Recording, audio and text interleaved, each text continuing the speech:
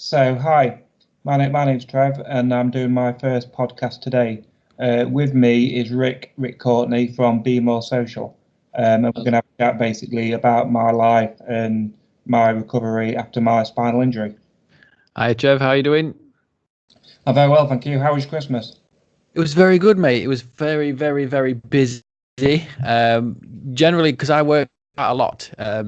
Trevor, to be honest with you, I work, long hours. Sometimes this time of year is often difficult for me, to be honest with you. To be Right. surrounded by so many people and to be, locked down in one room, I often start getting itchy feet and thinking, maybe I ought to do a bit of work.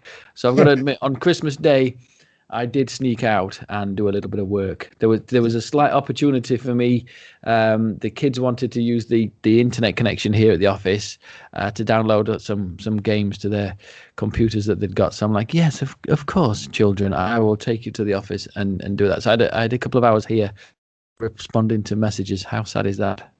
It's quite bizarre having to escape to work, but I know what it's like. It's difficult at Christmas, and it can get a bit manic, a bit chaotic.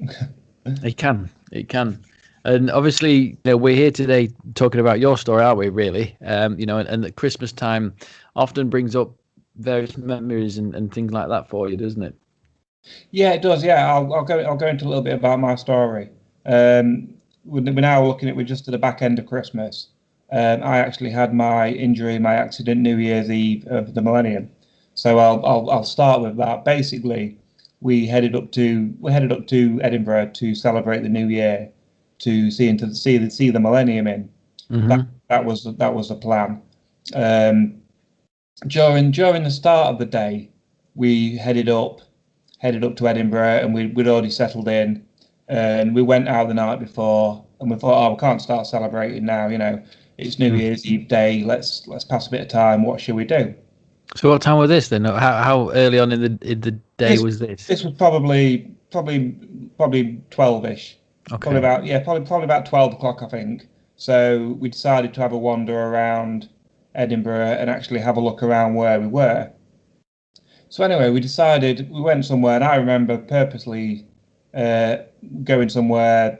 We sat down at a cafe or something, and I had a cup of tea because I was a bit hungover from the night before.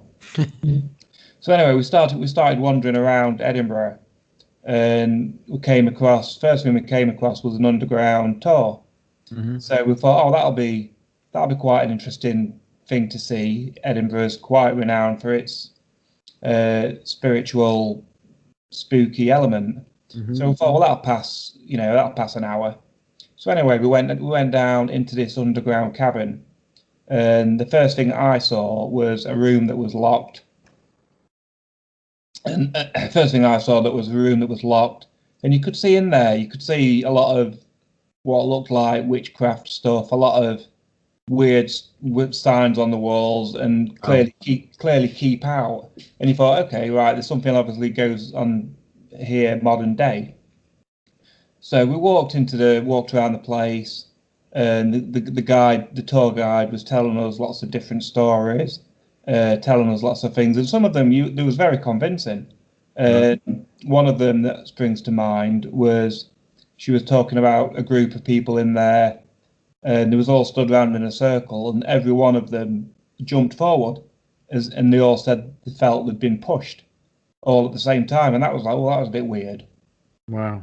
Anyway, we all stood round a stone circle, and we was talking away, and the guide was talking about uh, where the energies go into the room and where the energies left the room. And she said, "Oh, they go in where that chap stood," and that was me, and I would just happen to be stood there, and I thought that was typical. Sure talk, really? Yeah. So anyway, I didn't give it any more thought, and the tour went on, and I didn't really give it any more thought. She told more stories. Some were spooky, some were scary. Anyway, we came out, and we went to a bar, sat down, had a pint, and I said to all my mates, I said, "Oh, I've got this really weird feeling in the base of my spine." And they was all like, "Oh, you girl," laughing at me, "Oh, you puff, you scared," and all this, And I was like, "All right, okay, fair enough. I'll take the banter." And anyway, didn't think anything of it. Then we had a pint and we thought what we're going to do next. And we thought a good thing to do would be to go up Arthur Seat, which is one of the highest points in Edinburgh. And it's like there's a mound. I think there's a castle on the top. All my mates decided to go the normal way up the path, and we got about halfway up, and then my mate decided we're going to climb up. I wasn't a climber. I wasn't prepared. I was wearing my normal civvy clothes. And anyway, he thought, we'll climb up this. It didn't look that bad. It didn't look anything stupid. Anyway, he decided to go up, so I thought, I'll join him for some reason. I don't know why. And then anyway, next thing I knew, we started climbing up. It was wet. It was slippy. And at some point, I slipped and fell. And I fell, broke my neck. Thought I was going to die. How far did you fall? They said, I mean, I'm not sure how far I was up it, but Arthur Seat is probably about 100 foot. I'm not quite sure how far I was. But anyway, my mate, he'd obviously seen me fall, so he thought by the time he got to the top, everyone was like, "Where's Trev?" And it was like, he's fell. He's still on the floor. I think he's dead. So they came back down to find me, and then luckily someone else had seen me fall. So by the time they'd actually got back down, I was at the bottom. Air ambulance was there, and then I don't really remember anything else other than I don't really remember anything else about the accident. But one thing that I do remember, and I don't know when it was. I think it was quite near when I fell, but I heard, and I felt, and I heard two words. Those two words were "not yet," and it was clearly in my mum's voice. And I lost my mum in '93. Yeah. How old was she? How old was she? She's only like mid-40s. No age. Yeah, very young, unfortunately. So I heard this voice of "not yet," and I felt, right, okay. I didn't know what I'd done to myself yet. But anyway, I thought that clearly it's not my time to die. And next thing I know, I'm in hospital, basically being told that I broke my neck. I'm never going to walk again. And they showed me all the X-rays. I was drugged up at the time. I don't really. Some of it's a bit of a blur. Apparently, my mate stayed with me. Apparently, they gave me a drink New Year's Eve. Apparently, did they? Yeah, my dad and his partner, they came up. How did you feel when they told you that, Trev? You know that you never, or is it just too much? Too soon to even take that in. Initially, I was just that drugged up. I didn't know. I didn't know the severity of it. Then I saw the X-rays, and basically there was blunt as it can be. They showed me my X-rays, and they said, you broke your neck. There's a good chance that you're never going to walk again, and you've got to spend the next 3 months. We've spoke to surgery, we've spoke to your parents, and we've decided that we're not going to operate on you. We're going to put you on traction, and we're going to let your body recover naturally. Then they drilled into my skull, and then weights on the back of my skull, and then basically I spent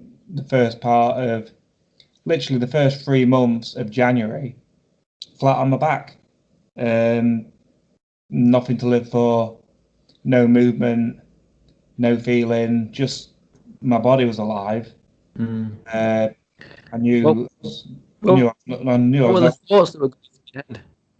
Say that again, sorry. What were the thoughts going through your head at that point? You got your 3 months worth of traction, the thoughts and that. The only thing you've got time for is to think, isn't it? I suppose. Yeah, purely thinking. It was. I didn't want to live. I didn't want to wake up. I even had a conversation with my brother. How can we end this?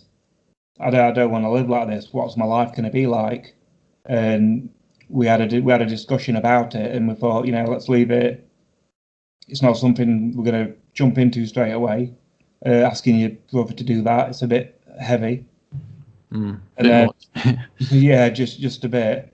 And then we somehow didn't.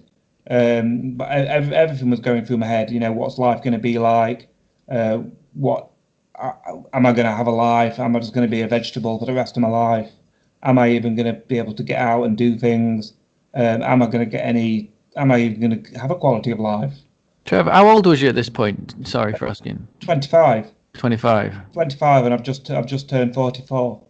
Yeah, wow. So I'm coming nearly into my nearly 19 years ago. So I suppose it's like, at 25 years of age, you kind of life really is, you got true independence, haven't you? Your life is just about to begin, isn't it? I suppose. You kind of probably. I was physically fit. I was physically strong. I was worked. I had my whole life ahead of me, and it's just literally my whole life was just literally ripped away. I was active. I was into my skateboarding, snowboarding, mountain biking, snowboarding. Everything that I lived and loved for was gone, just like that. And my whole life was ripped apart. And what did you do as a job before that point? I worked in a printer's. I had an attitude of, you work to live, not live to work, and it was literally a Monday to Friday. It paid the bills, it got me money, got me beer money, and paid the rent. Basically, simple as that. Brilliant. Yeah, it's a good attitude to have, isn't it? I suppose, especially on reflection. Well, I mean, it was weird because some of it I don't really remember that clearly now.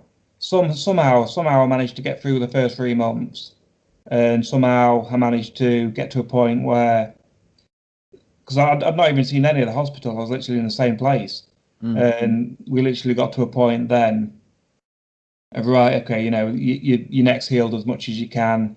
Let's try and get you some physiotherapy. Let's get you out and about in the hospital. So I remember that they started getting me into a chair, and then I started going dizzy, and I was like, "Oh, I want to lay back down." So I managed maybe 5 or 10 minutes sat up, and I was just like, "God, I'm so pathetic. Really, I can't sit in a chair." And next day was like, "Right, we'll try again," and we got up. I managed about 10 minutes. And I managed about 10 minutes sat up, and I think I actually got to go outside for the first time.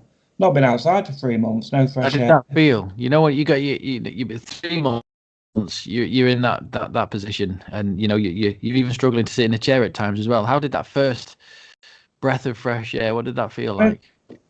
To feel fresh air again was absolutely wonderful. To feel the smells.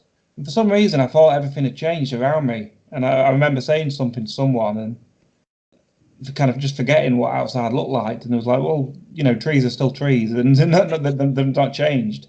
Just hadn't seen them.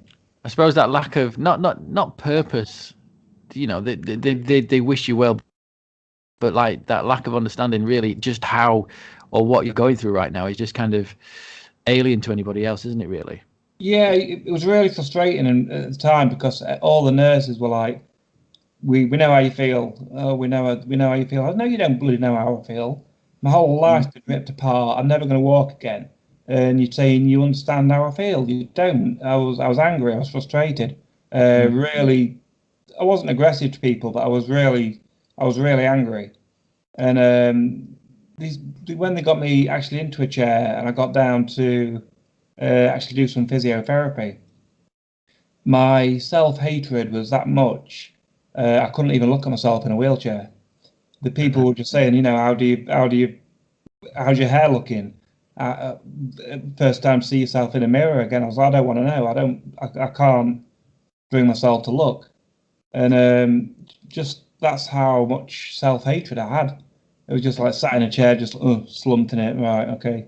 And it's just, I suppose, it's people's attempt to try and normalize life a little bit for you, but it felt a bit forced, I suppose, at times.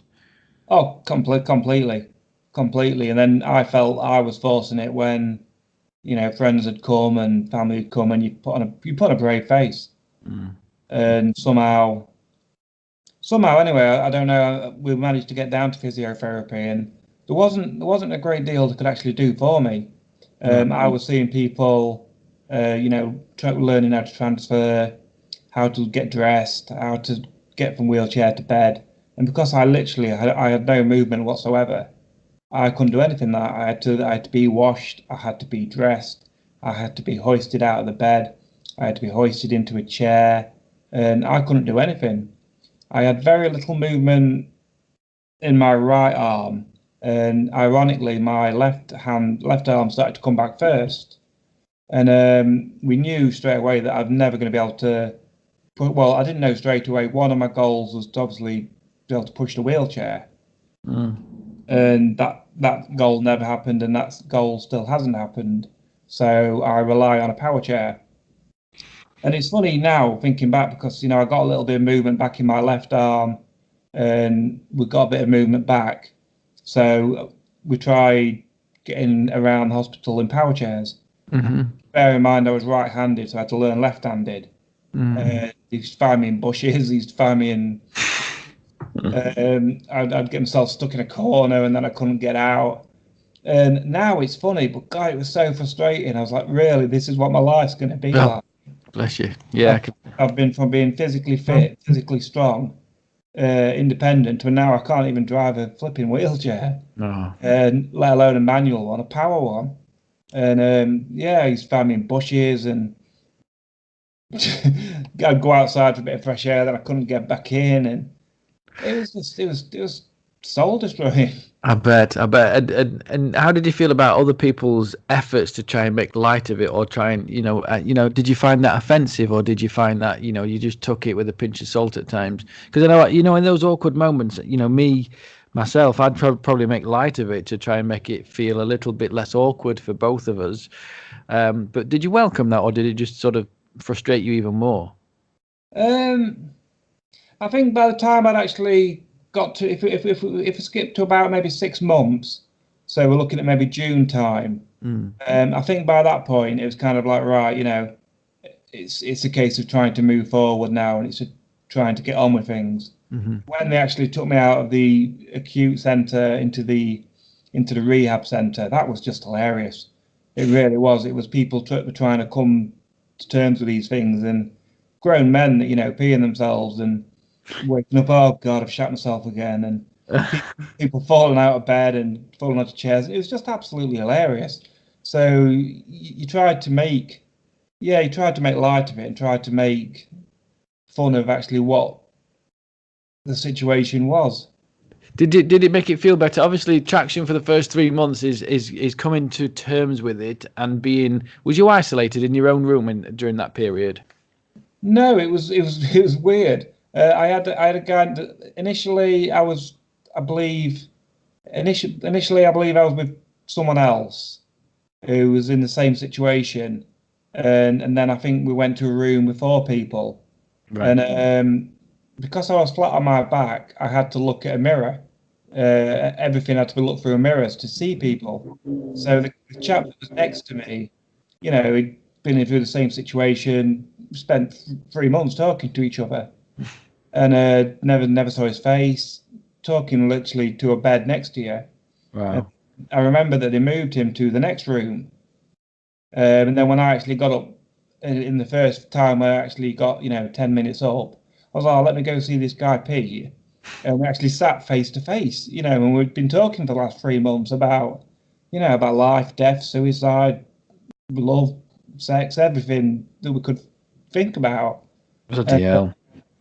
Never actually met him face to face. So to actually see him face to face, like, oh, I'm Trev, and he's like, all right, I'm Pete, nice to meet you. But to actually be able to talk to another human being face to face was just, words can't really describe it. I bet they can't. I don't know what happened to him, to be honest. I kept in touch with a few people, but I never really kept in touch with anyone. I suppose he's probably built more of a relationship up with the people that you were sort of going through rehab with, I suppose. So you've gone on.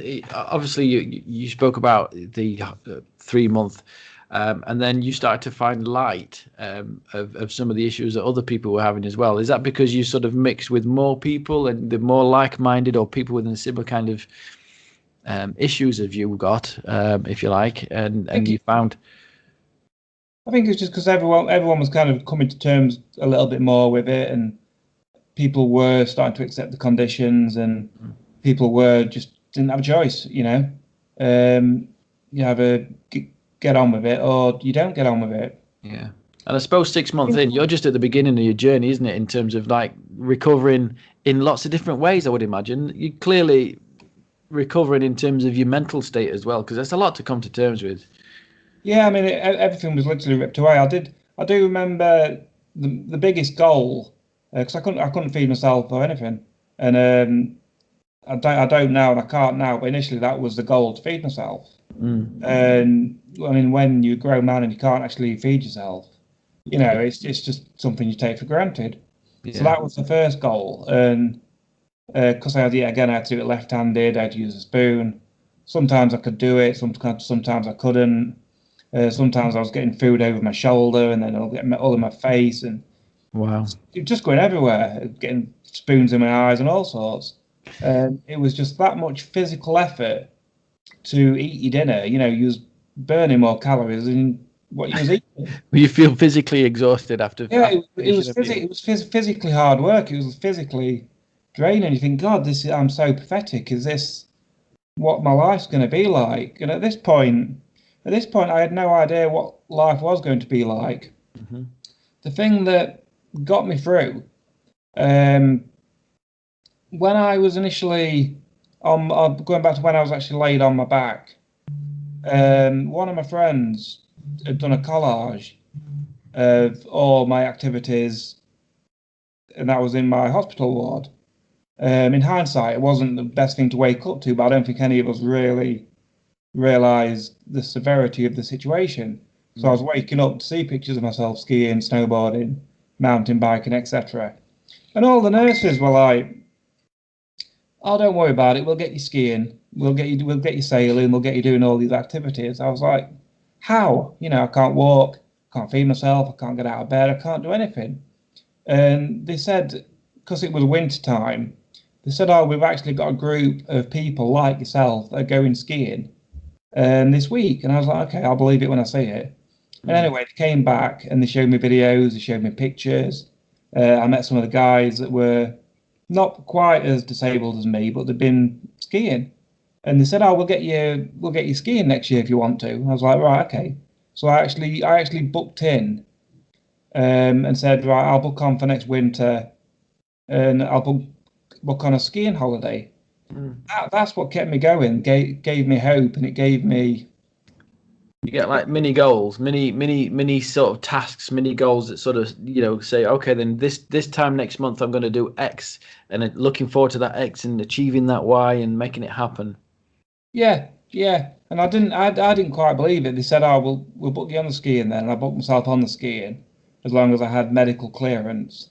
And anyway, by the time that came, I was a bit fitter, I was a bit stronger. I'd come to terms to it a bit more, but I was still. I spent, what did I do? I spent 8 months in hospital, and then I spent 4 months in a nursing home. Yeah. And that was an eye-opener, seeing other disabled people, because I'd never been around anyone that was disabled. And all the people in the rehab, you know, it was funny. People coming to terms with things. But then when you're seeing people that had strokes, people that couldn't talk, people with heart problems, people with brain damage, and I thought, actually, you know, I'm quite thankful that I've clearly got my health. I can talk, I can communicate, and do the basic stuff. Anyway, I had no idea how I was gonna fly, how I was gonna deal with a cold, how I was gonna ski. Was I gonna be able to ski? And it got to the point in January, and they lifted me onto the plane, and then I flew across, and we got to Sweden. And the first time they got me in the ski cart, they had to lift me into it.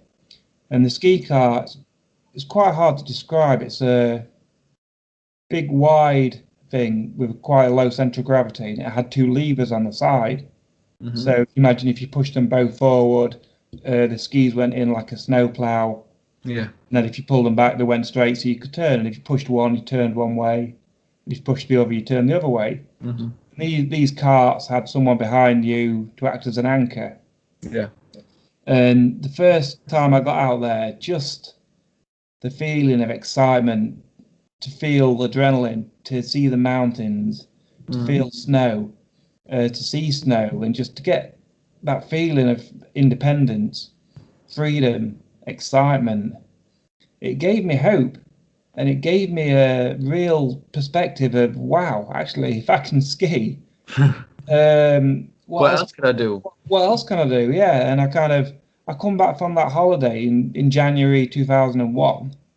I moved into my home where I'm still living now, where I live independently with carers, and that was kind of set up. So I moved home after the holiday, so I didn't even go back to. We didn't even unpack my bags at the nursing home.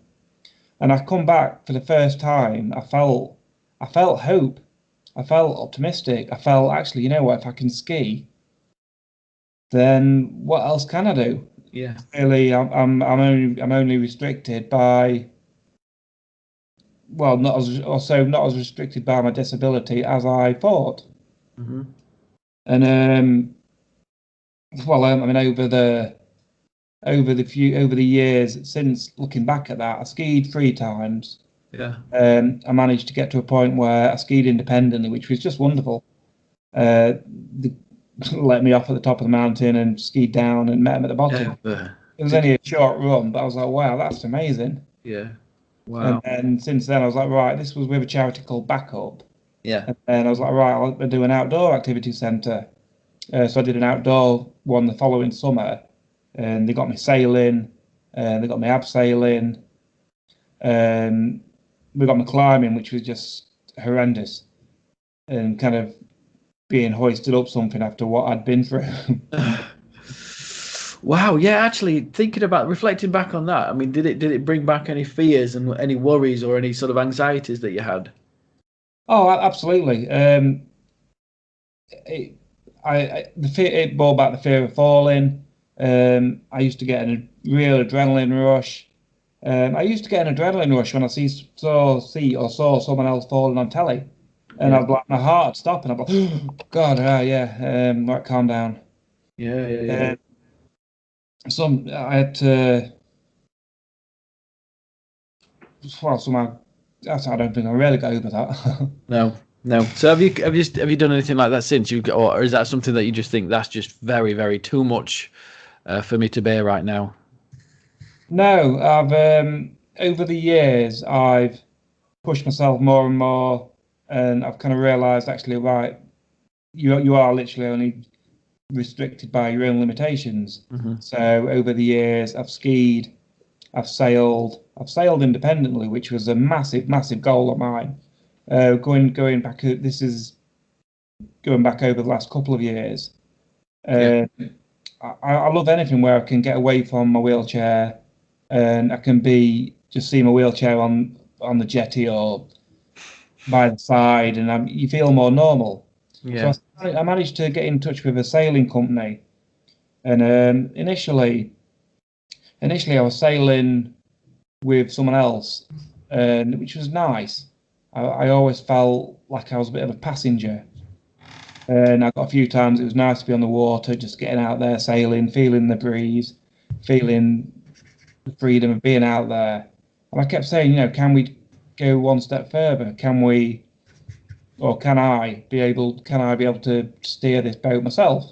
Yeah. And they said, well, if we put a rudder system in to a joystick, then you should be able to adjust the rudder, adjust the sail just by using this joystick. So I was like, oh, that's brilliant. So I actually managed to reach my goal of sailing independently, which was huge. It was just like, right, I'm off around a lake on my own. Brilliant. I think that's a really nice point to say. Like, it's nice to look back and see my chair on the side. What a feeling that in itself, must give you. I think those kind of things is what sort of I suppose make these things that you're trying to do and that you do on a regular basis real. Looking back and seeing that chair on the side is like, I, I'm finally free of it. Yeah, Almost. absolutely. I'm free of it. I'm free of the chair. Whether it's skiing, whether it's sailing. I've been up in a glider. I've Shit. sailed. Yeah, that was wonderful being in a glider. It's quite funny because no one would really take me up, and it was like then there was this one guy who's like, "Yeah, I'll take him up, no worries." So they got me in a glider, and that was a nightmare being lifted into a glider. And Obviously, like logistically, how what sort of stuff do you personally have to go through?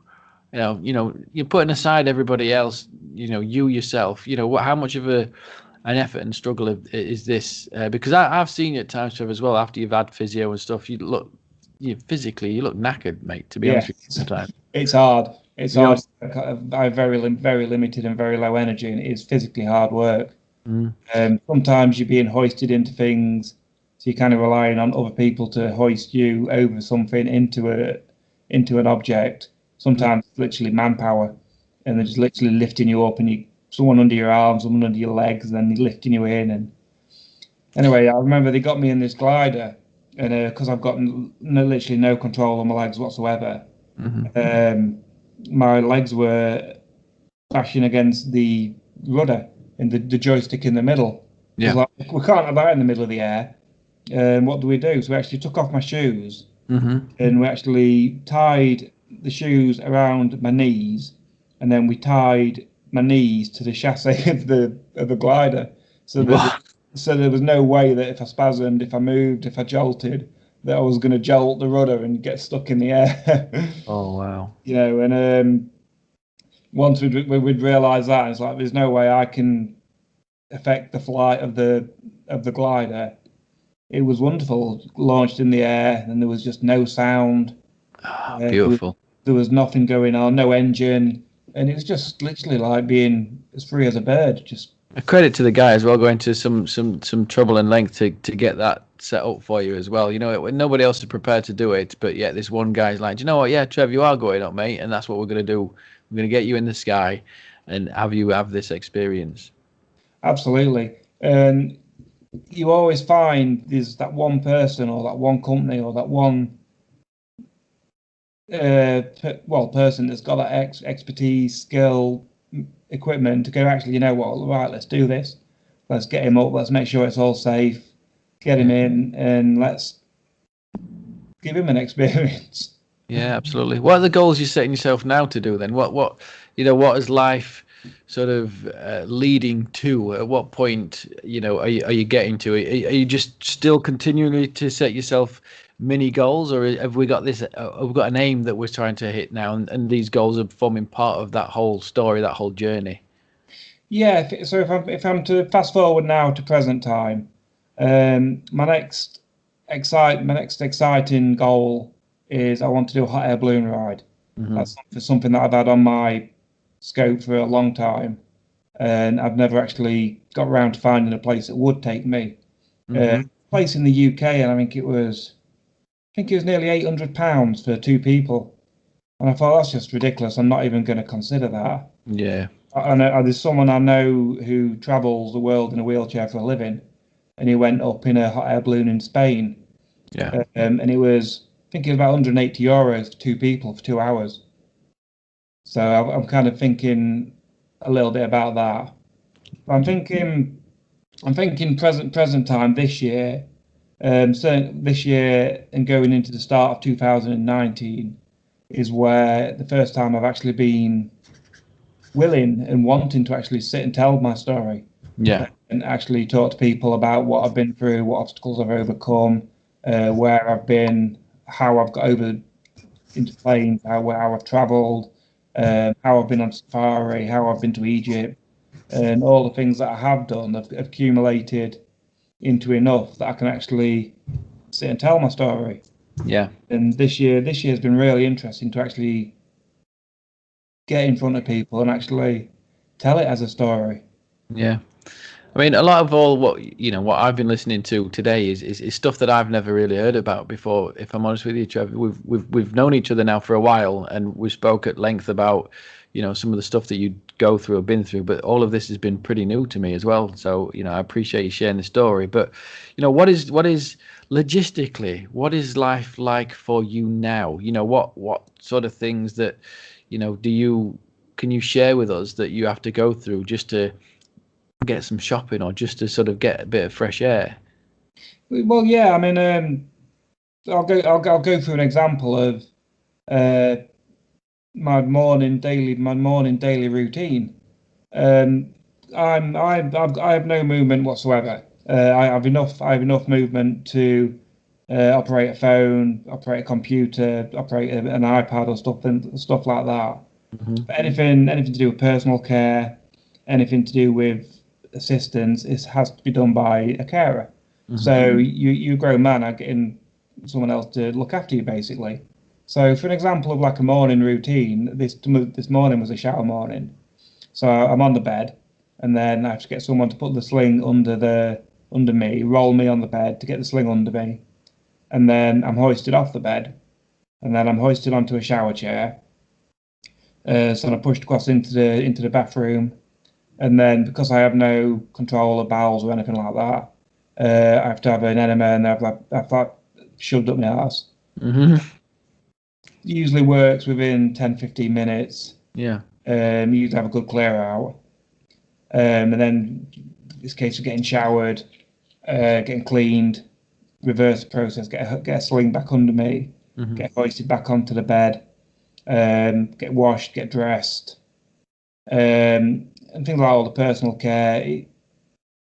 You do get used to it, but there's times where it's frustrating and challenging and mentally, because it'll take, like this morning, it took an hour and a half to get toileted, go to the shower, get up, get dressed. Yeah.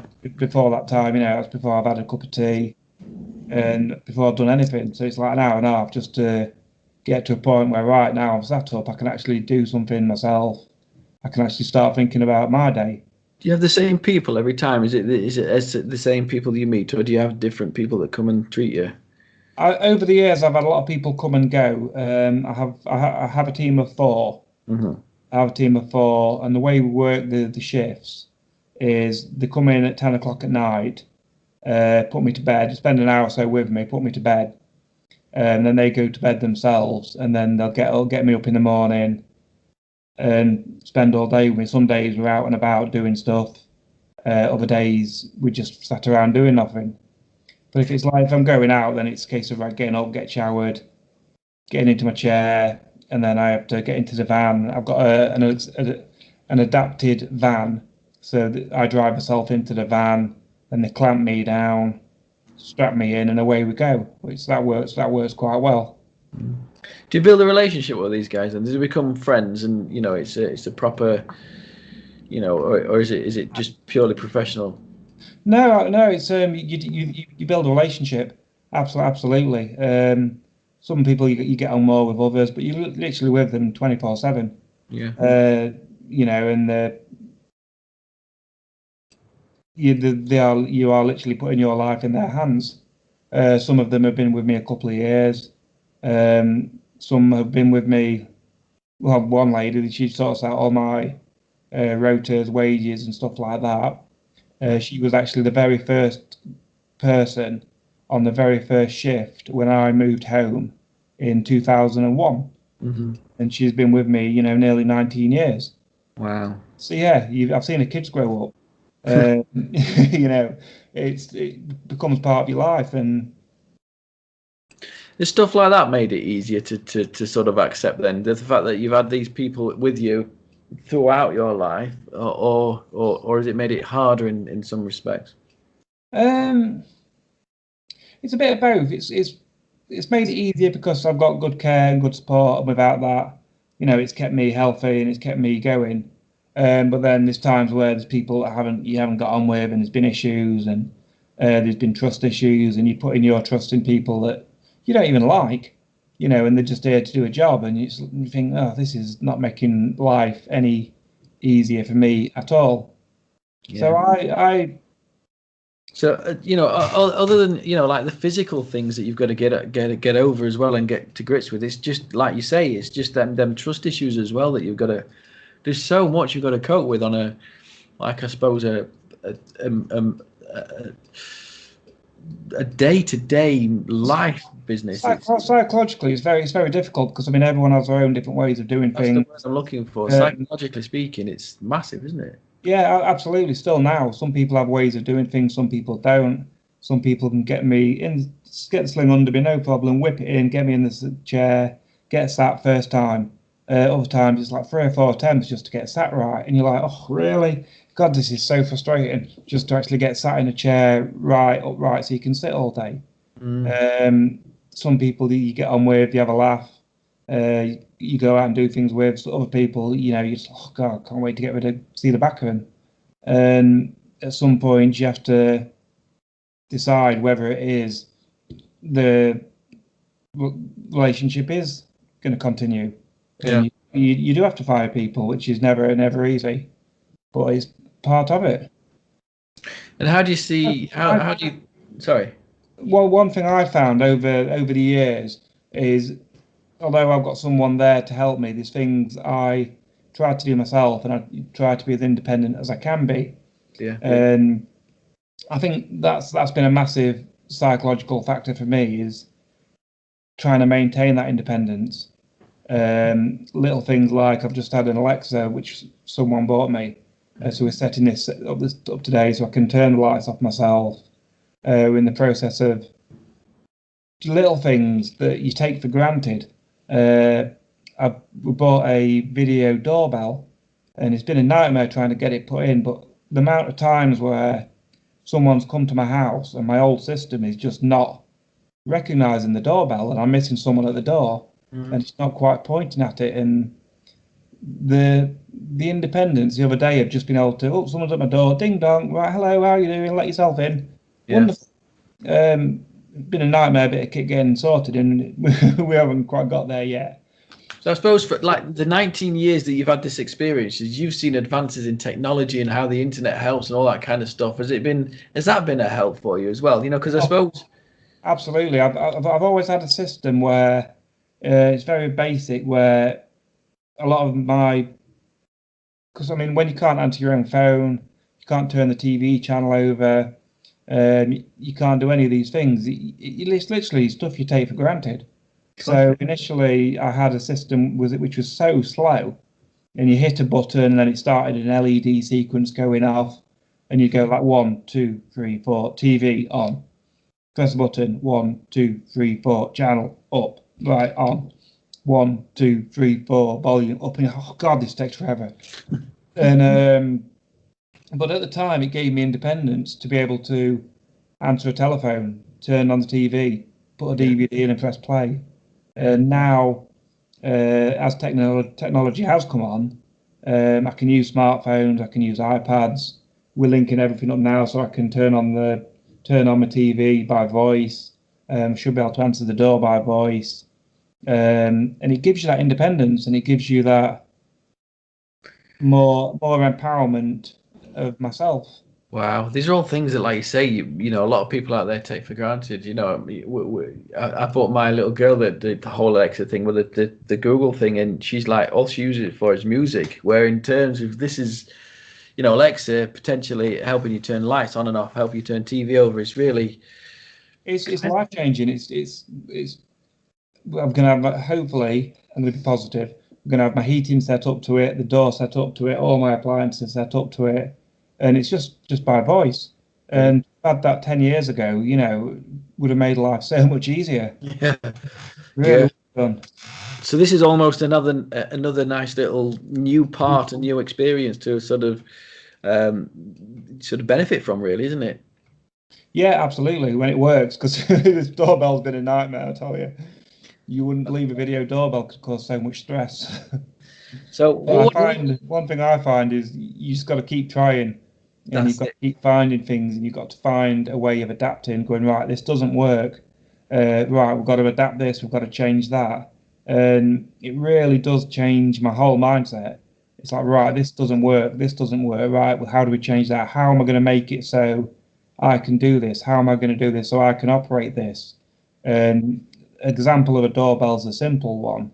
But then when you're using the same kind of thought process to go, right, how am I going to get into a plane? How am I going to get onto a safari? How am I going to get onto a Jeep? Right, we need to do this step. We need to do that step. Right, we need to do this. This isn't working. Right, let's change that. Yeah. Right, let's do this. And then the next time you do something, you go, right, we need to do it this way. We need to do this way. We need to do this way. You need to experience it to be able to solve it, don't you? Yeah, absolutely, absolutely. And I found that the more, some things you just have to give up on, but you have to keep persevering and you have to keep finding a way of adapting. And that's very true for living life with a disability. You either get beat down by it or you find a way of adapting it and accepting it and going, actually, I can do this, I can create this, I can do that because of X, Y, and Z. Absolutely. And I suppose the whole point, of this podcast is you've got nearly 20 years of experience, living the life that you're doing right this moment in time. And it's really sort of, I suppose, to help others as well, people that are maybe still struggling to come to terms, because I'm sure there's lots out there. I mean, like you say, you yourself have your own dark terms, don't you? This is why I decided to actually write about this in the first place. Actually, Trev, that's worth mentioning, because that's not what we've not mentioned that at all yet. You've actually got a book out, haven't you? And you're writing your second. Well, I wrote my first one. I wrote my first one in 2012. I graduated in 2011. Somehow I managed to. I got to a point where I graduated as a counsellor in 2011, and I was so full of self-awareness that a lot of my own story, I come to an understanding myself, but I couldn't put it into essays. So I thought, actually, you know what, it was a really interesting 10 years, the first 10 years, from getting from lying flat on my back, no hope, to rolling across stage, getting my degree. So I sat and I wrote my first book, which I called Life Rolls On. And I've kind of took that as a mantra now. And I also called it The Journey from Being an AB to a BA, which I thought was a nice little play on words, from the journey from A to B, but journey from being able-bodied to a Bachelor of Arts. So I wrote and published that in 2012. And then over the last few years, I've been really pushing myself psychologically, mentally, emotionally, travel-wise, and doing more and more activities. So I've been writing as I've been going along. And my goal was to get my second book, which is called Still Rolling, A Life of Possibility, Not Disability, available this Christmas. But I never quite reached that goal because instead of self-publishing, I feel it's better to go down with a professional and get more input into the project and get it out there to, like I say, help people that are either going through a similar situation, or they know someone that is going through a situation, or social workers, nurses, people that see things black and white, and then they don't realise what can be achieved. So your first book, Trevor, that's sort of about sort of your journey so far, isn't it? Like how you got into the situation, kind of a more detailed version of what you've told us now in the podcast, isn't it? How did it make you feel writing it? Like going over it again, writing it. To go back to that, it was painful. It was hard, especially writing the first chapters about actually my accident, my injury, what went on. It was hard. And I wouldn't have been able to do it without having the counselling and actually having that understanding. Even now, I talk about it now, sometimes it still chokes me up. And I can feel my voice changing. I can feel that I'm getting choked up by it. But now it's just, it's just part of life and it's part of my story. And your second book, just give us a bit of a brief synopsis on what that's about, because obviously you've written about your story now, and the second book is going to be more about, what is it? It's called A Life of Possibility, Not Disability, and it follows on from the first one, and there's a lot more how I've grown as a person, how I've overcome barriers, what goals I've set myself.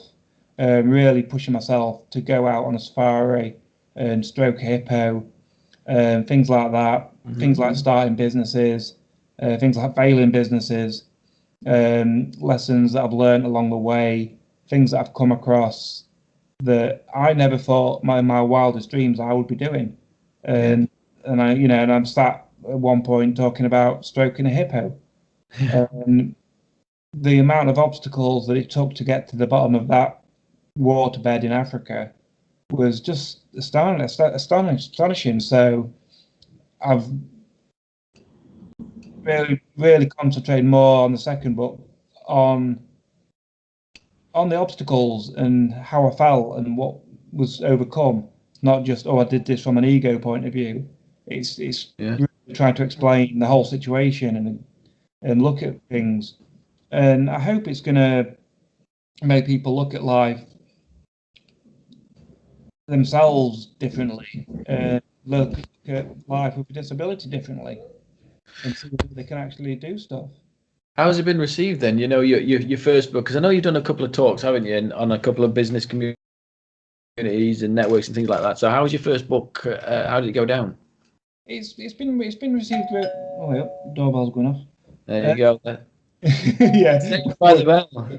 Works when you don't want it to. It's been received really well because I never wanted a sympathy vote, but I wanted people to see, you know, what I go through, what things are like on a daily basis, what I can and can't do, and I think it's made a lot of people realise their own limitations and what is holding them back.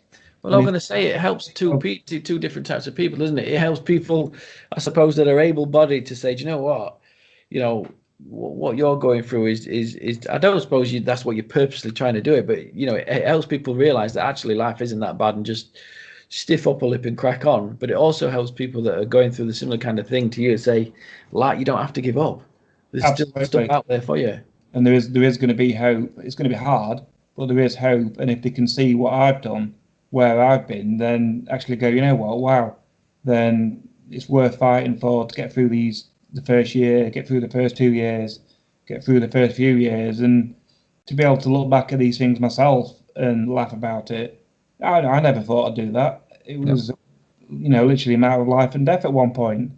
And I've heard people that have known cousins or they've known a brother or sister or someone go through a similar situation, and then they've either heard me speak or read one of my books and gone, wow, that's really made him change his whole attitude and change everything around. I think that's a powerful place to be in.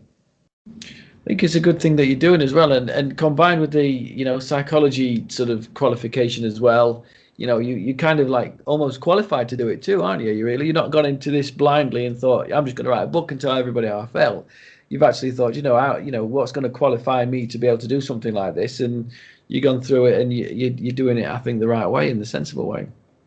I think so, and I think it's coming from a different understanding instead of just.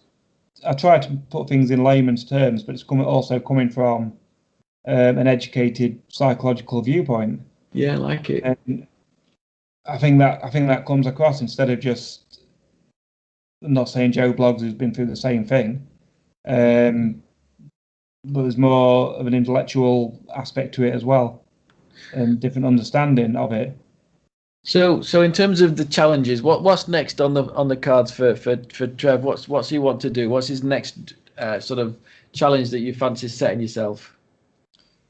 The main thing is focusing on getting this second book more out there and getting myself more out there and concentrating more actually on promotion and getting myself in front of people.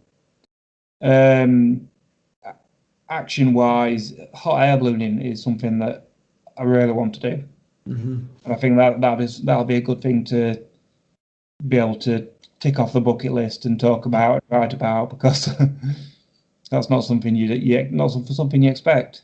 No. And I think that's the point. It's something getting the point across that it's not something that you'd expect from someone in a wheelchair to be talking about, writing about. No, absolutely not. I think it's a really good thing. I think it's I don't know, Trev, you certainly make me feel I suppose at times embarrassed thinking about some of the things I think about. I think I'm tired today, or I'm fed up, or I'm a bit upset with X, Y, or Z, and then, you know, when I spend just 10 minutes with you, I just think to myself, Rick, what are you bloody moaning at, mate? I just feel somewhat, I don't know, a little bit more realistic about my situation and my position. And, for that, I thank you, Trevor. I appreciate it. Oh, that's nice to hear. I mean, that's it. That's very nice to hear, and it's very rewarding that someone is getting something out of it. Yeah, we just need to get a few more people out there. We need to get you out there and sort of get the word spread, mate. I think, to be fair, because it's a positive message. You do some things as well with SANS, don't you? Do something at the minute, and you help. Absolutely, that's something I've completely not even mentioned. It's funny. I've just got so many stories. If I go back to like 2001, when I first I'd been skiing, I'd moved home.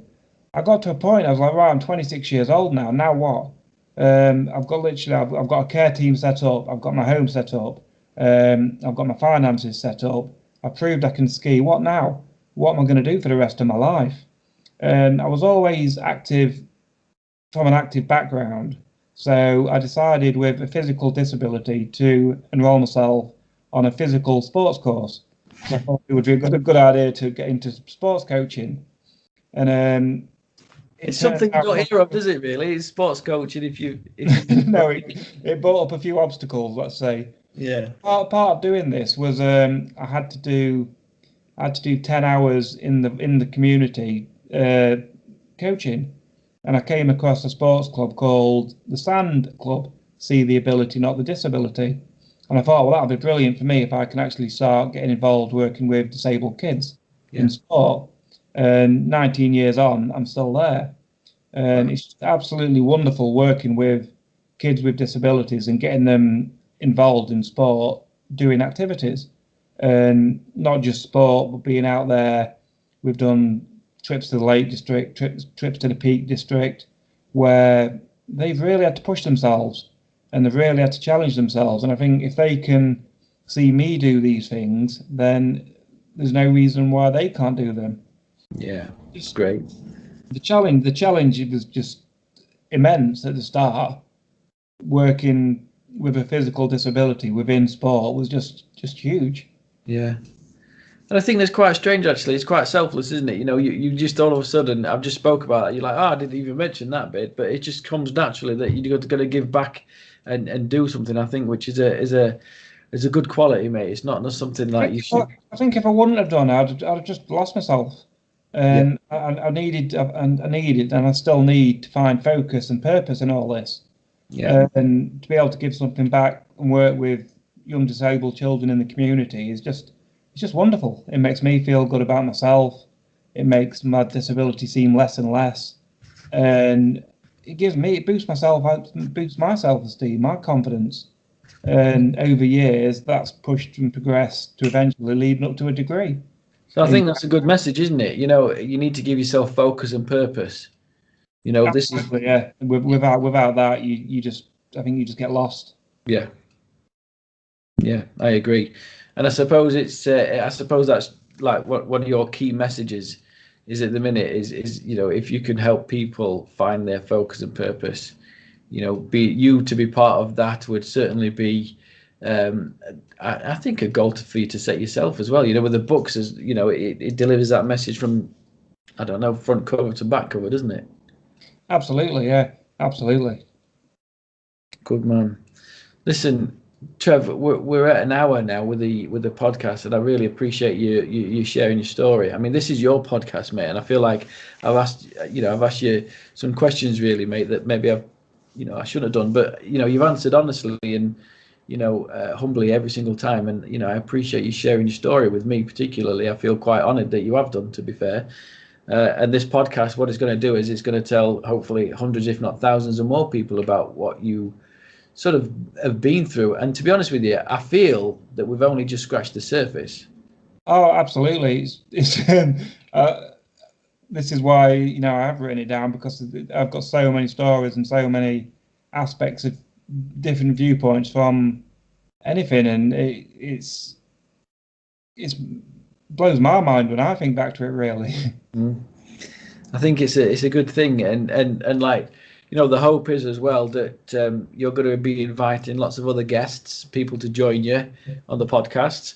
And I think it's just be a sensible sort of, call out for if there's anybody else, I suppose, want to be part of this and share their story. It would be sort of beneficial to others, not just themselves, but certainly to others listening in, wouldn't it? Yeah, absolutely. That's what I'm looking for, is doing more things like this and hearing other people's stories and how they've overcome their adversity and what issues they've come across in their lives. Yeah. And if that can help other people with different or similar issues, then who knows what the knock-on effect is going to be. But I think it's going to be a great way of reaching out to people. Exactly. I feel like a little bit of a to be fair, and this is just sort of my point of view. I feel humbled by you letting me be part of this for a start, but like almost a bit of a hypocrite, and it would be sort of more valuable for somebody else that shares similarities with you, so that if you could share stories, you're probably likely to help more people as well at the same time. Hopefully. Yeah. Who in your ideal world, Trev, who would be the type of person who would be your ideal to be on the podcast? What is your goal? If on together on this podcast we set out there live for all to hear and see your sort of goal, that by the end of 2019 it would be your goal to have this person on a podcast for you to interview, who would you love to have as a guest? I don't know about a specific person, but is what really interests me and excites me is Paralympians, what they go through and how they turn their lives around to go through such trauma, to have such a mindset where you're going to go for a gold, silver medal is just astonishing. And to go through that story of people that have that drive and that passion that have overcome such adversity would be an honor. I think that's a really good. I think that's a good subject matter, because yourself just the sheer effort and struggle it is, I suppose, to get out of bed to get into all the stuff I do is kind of for fun and just to keep me going, but to be able to push yourself to such a level where you're a world-class elite athlete after going through such upheaval, that's huge. Yeah, no, I agree. That would be fantastic, wouldn't it, mate? Absolutely. That'd be fantastic. I think that's the thing we need to be working on next, trying to get some Paralympian to come on and board. We sort of cut our teeth in the first instance on this podcast. We do, I certainly hope people sort of tune in and listen to your story. Is there anything else you've got to tell that you'd like to add that you haven't covered yet, Trevor? I think the blatant thing that I have missed out that is, if anyone would like to get in touch, then or get hold of my books, then my website is liferollson.co.uk, because I haven't actually mentioned that. Listen, I think what we'll do is we'll find an end point there, Trevor, and we can edit it into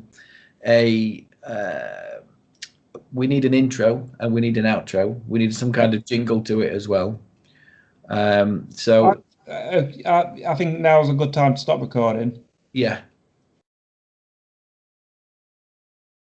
So thank you for listening.